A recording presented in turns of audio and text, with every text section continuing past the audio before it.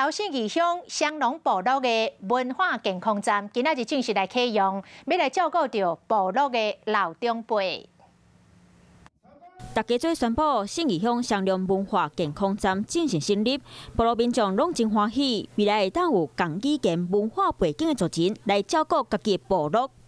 我往后希望说，在我们部落的耆老可以来我们这个文件站，因为我们也会有餐给他们吃啊。文件站是南投县政府真重要的政策，双龙文件站的成立，嘛是代表照顾信义乡原住民的士大人。其中除了信义乡公所大力协助，另外孔文革伫咧过程嘛是真用心伫咧争取，让我们原乡的这些长者获得很大的一个照顾。信义乡双龙部落。 55岁以上的人口数超过150个人，是真需要文件站来发挥关怀部落，嘛用温暖的爱和关怀来守护部落的士大人。